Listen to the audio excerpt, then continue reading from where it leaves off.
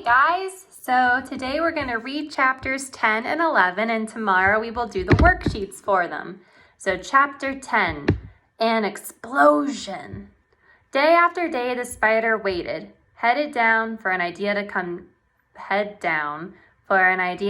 to her. Hour by hour she sat motionless, deep in thought.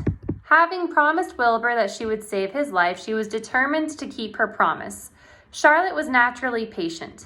She knew from experience that if she waited long enough, a fly would come to her web, and she felt sure that if she thought long enough about Wilbur's problem, an idea would come to her mind. Finally, one morning toward the middle of July, the idea came. "Why, how perfectly simple," she said to herself. "The way to save Wilbur's life is to play a trick on Zuckerman. If I can fool a bug," thought Charlotte, "I can surely fool a man. People are not as smart as bugs." Wilbur walked into his yard just at that moment. "What are you thinking about, Charlotte?" he asked. "I was just thinking," said the spider, "that people are very gullible." "What does gullible mean?" "Easy to fool," said Charlotte. "That's a mercy," replied Wilbur, and he lay down in the shade of his fence and went fast asleep. The spider, however, stayed wide awake, gazing affectionately at him and making plans for his future. Summer was half gone. She knew she didn't have much time. That morning, just as Wilbur fell asleep, Avery Arable wandered into the Zuckerman's front yard, followed by Fern. Avery carried a live frog in his hand. Fern had a crown of daisies in her hair. The children ran for the kitchen. "Just in time for a piece of blueberry pie," said Mrs. Zuckerman. "Look at my frog," said Avery, placing the frog on the drain board and holding out his hand for pie. "Take that thing out of here," said Mrs. Zuckerman. "He's hot," said Fern. "He's almost dead, that frog."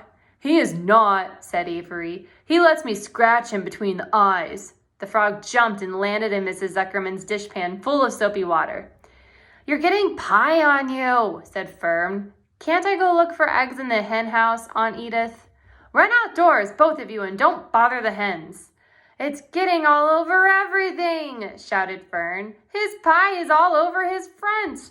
"Come on, frog," cried Avery. He scooped up his frog. The frog kicked splashing soapy water onto the blueberry pie. "Another crisis," groaned Fern. "Let's swing in the swing," said Avery. The children ran out to the barn. Mr. Zuckerman had the best swing in the country. It was a single long piece of heavy rope tied to the beam over the north doorway.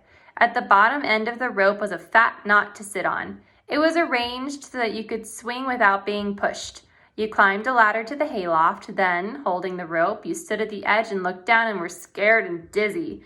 Then you straddled the knot so that it acted as a seat. Then you got up all your nerve, took a deep breath, and jumped. For a second, you seemed to be falling to the barn floor far below, but then suddenly the rope would begin to catch you and you would sail through the barn door going a mile a minute with the wind whistling in your eyes and ears and hair. Then you would zoom upward into the sky and look up at the clouds, and the rope would twist and you would twist and turn with the rope. Then you would drop down, down, down out of the sky and come sailing back into the barn, almost into the hayloft, then sail out again, not quite so far this time, then in again, not quite so high, then out again, then in again, then out, then in, and then you jump off and fall down and let somebody else try it. Mothers for miles around worried about Zuckerman's swing. They feared some child would fall off, but no child ever did. Children almost always hang on to things tighter than their parents think they will. Avery put the frog in his pocket and climbed to the hayloft. "The last time I swung in this swing, I almost crashed into a barn swallow," he yelled. "Take that frog out," ordered Fern. Avery straddled the rope and jumped. He sailed out through the door, frog and all, and into the sky, frog and all, then sailed back into the barn. "Your tongue is purple!" screamed Fern. "So is yours!" cried Avery, sailing out again with the frog. "I have hay inside my dress, it itches!" called Fern. "Scratch it!" yelled Avery as he sailed back. "It's my turn!" said Fern. "Jump off!" "Fern's got the itch!" sang Avery. When he jumped off, he threw the swing up to his sister. She shut her eyes tight and jumped. She felt the dizzy drop, then the supporting lift of the swing. When she opened her eyes, she was looking up into the blue sky, and it was about to fly back through the door. They took turns for an hour. When the children grew tired of swinging, they went down toward the pasture and picked wild raspberries and ate them. Their tongues turned from purple to red. Fern bit into a raspberry that had a bad-tasting bug inside it and got discouraged. Avery found an empty candy box and put his frog in it. The frog seemed tired after his morning in the swing. The children walked slowly up toward the barn. They, too, were tired and hardly had an energy to walk. "Let's build a tree house," suggested Avery. "I want to live in a tree with my frog." "I'm going to visit Wilbur," Fern announced. They climbed the fence into the lane and walked lazily toward the pig pen. Wilbur heard them coming and got up. Avery noticed the spider web, and coming closer, he saw Charlotte. "Hey, look at that big spider," he said. "It's tremendous." "Leave it alone," commanded Fern. "You've got a frog. Isn't that enough?" "That's a fine spider, and I'm going to capture it," said Avery. He took the cover off the candy box. Then he picked up a stick. "I'm gonna knock that old spider into this box," he said. Wilbur's heart almost stopped when he saw what was going on. This might be the end of Charlotte if the boy succeeded in catching her. "You stop it, Avery!" cried Fern. Avery put one leg over the fence of the pig pen. He was just about to raise his stick to hit Charlotte when he lost his balance. He swayed and toppled and landed on the edge of Wilbur's trough. The trough tipped up and then came down with a slap. The goose egg was right underneath. There was a dull explosion as the egg broke, and then a horrible smell. Fern screamed. Avery jumped to his feet. The air was filled with the terrible gases and smells from the rotten egg. Templeton, who had been resting in his home, scuttled away into the barn. "Good night!" screamed Avery. "Good night! What a stink! Let's get out of here!" Fern was crying. She held her nose and ran toward the house. Avery ran after her, holding his nose. Charlotte felt greatly relieved to see him go. It had been a narrow escape. Later on that morning, the animals came up from the pasture, the sheep, the lambs, the gander, the goose, and the 7 goslings.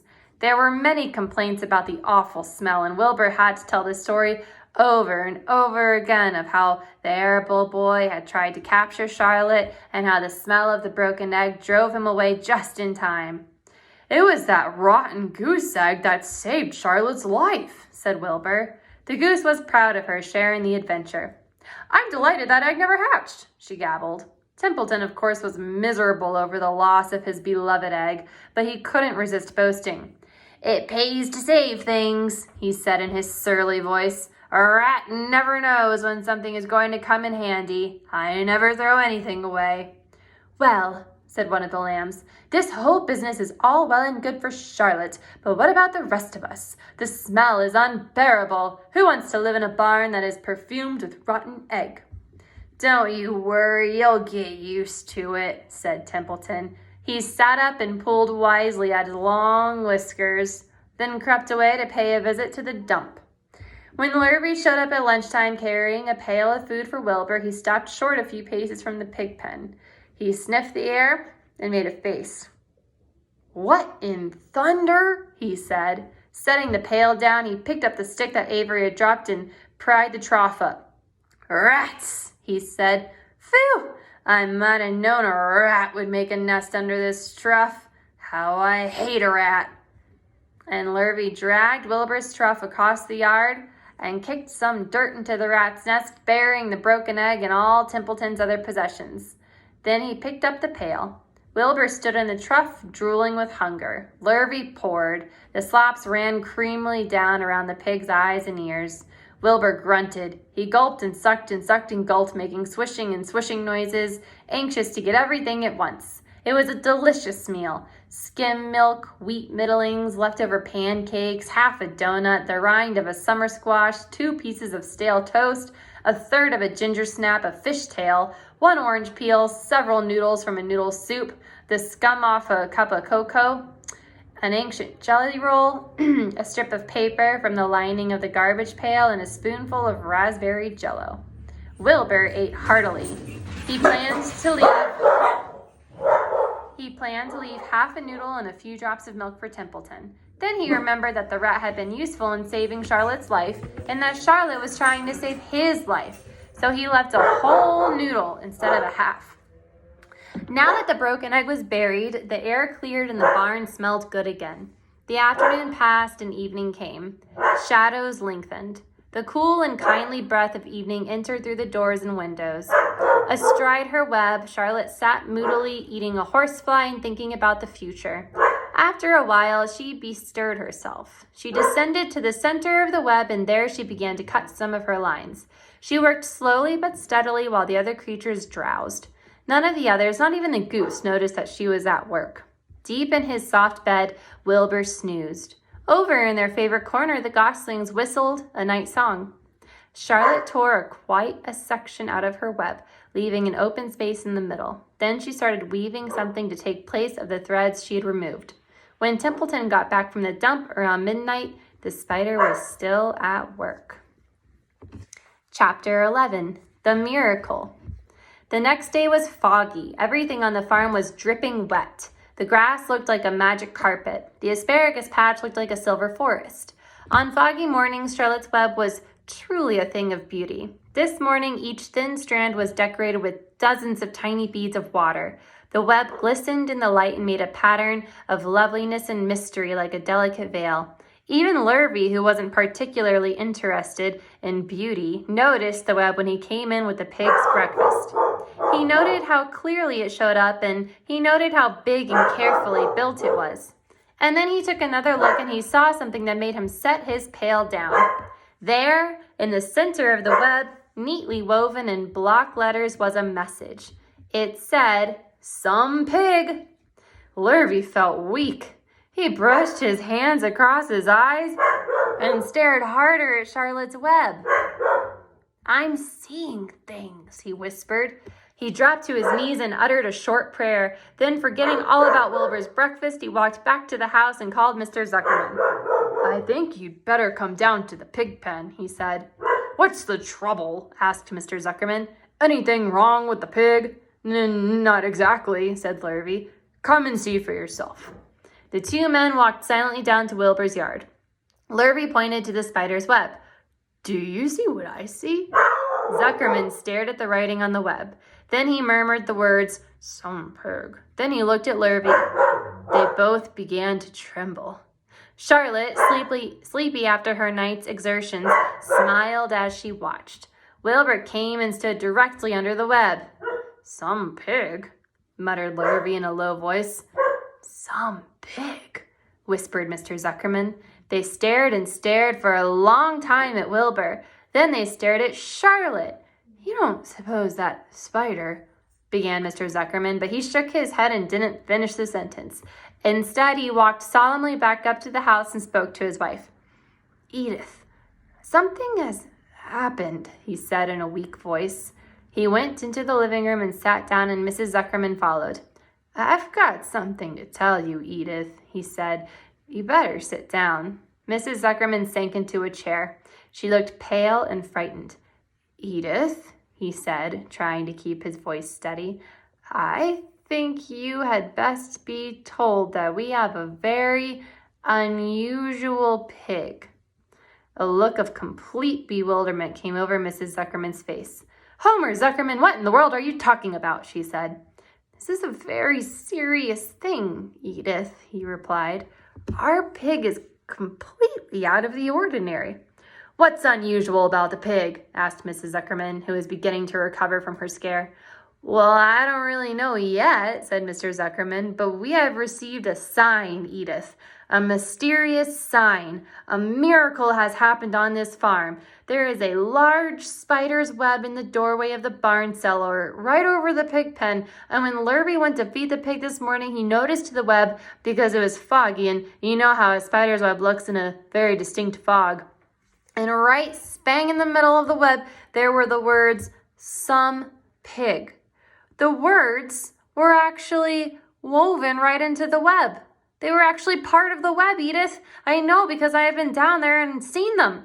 It says 'Some pig' just as clear can be. There can be no mistake about it. A miracle has happened and a sign has occurred here on earth, right on our farm, and we have no ordinary pig." "Well," said Mrs. Zuckerman, "it seems to me you're a little off. It seems to me we have no ordinary spider." "Oh, no," said Zuckerman. "It's the pig that's unusual. It says so right there in the middle of the web." "Maybe so," said Mrs. Zuckerman. "Just the same, I intend to have a look at that spider." "It's just a common gray spider," said Zuckerman. They got up and together they walked down to Wilbur's yard. "You see, Edith, it's just a common gray spider." Wilbur was pleased to receive so much attention. Lurvy was still standing there, and Mr. and Mrs. Zuckerman, all three, stood for about an hour, reading the words on the web over and over and watching Wilbur.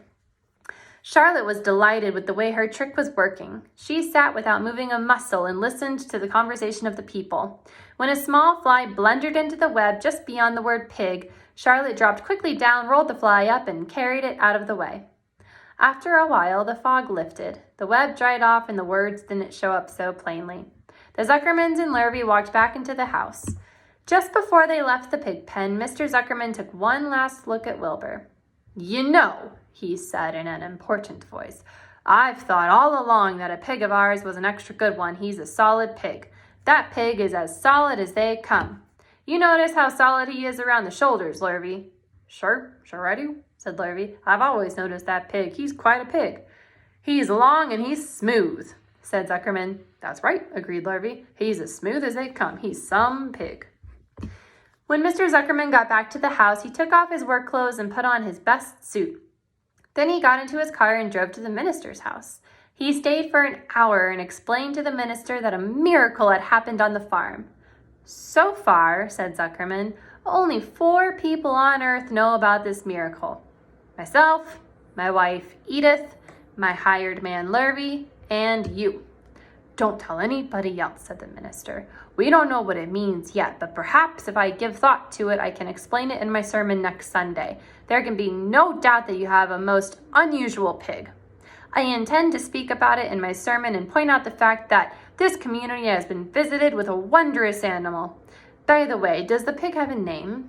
"Why, yes," said Mr. Zuckerman. "My little niece calls him Wilbur. She's a rather queer child, full of notions. She raised the pig on a bottle, and I bought him from her when he was a month old."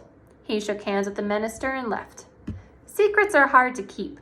Long before Sunday came, the news spread all over the county. Everybody knew that a sign had appeared in a spider's web on Zuckerman Place.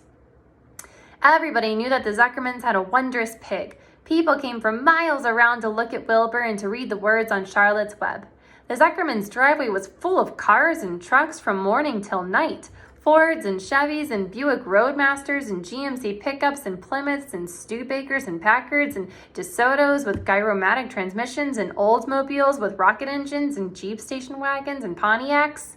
The news of the wonderful pig spread clear up into the hills, and the farmers came rattling down in buggies and bugboards to stand hour after hour at Wilbur's pen admiring the miraculous animal. All said they had never seen such a pig before in their lives. When Fern told her mother that Avery had tried to hit the Zuckerman spider with a stick, Mrs. Arable was so shocked that she sent Avery to bed without any supper as punishment. In the days that followed, Mr. Zuckerman was so busy entertaining visitors that he neglected his farm work. He wore his good clothes all the time now, got right into them when he got up in the morning. Mrs. Zuckerman prepared special meals for Wilbur. Lurvy shaved and got a haircut, and his principal farm duty was to feed the pig while people looked on. Mr. Zuckerman ordered Lurvy to increase Wilbur's feedings from 3 meals a day to 4 meals a day. The Zuckermans were so busy with visitors they forgot about other things on the farm. The blackberries got ripe, and Mrs. Zuckerman failed to put up any blackberry jam. The corn needed hoeing, and Lurvy didn't find time to hoe it. On Sunday, the church was full. The minister explained the miracle. He said that the words on the spider's web proved that human beings must always be on the watch for coming of wonders. All in all, the Zuckerman's pig pen was the center of attraction. Fern was happy, for she felt that Charlotte's trick was working and that Wilbur's life would be saved.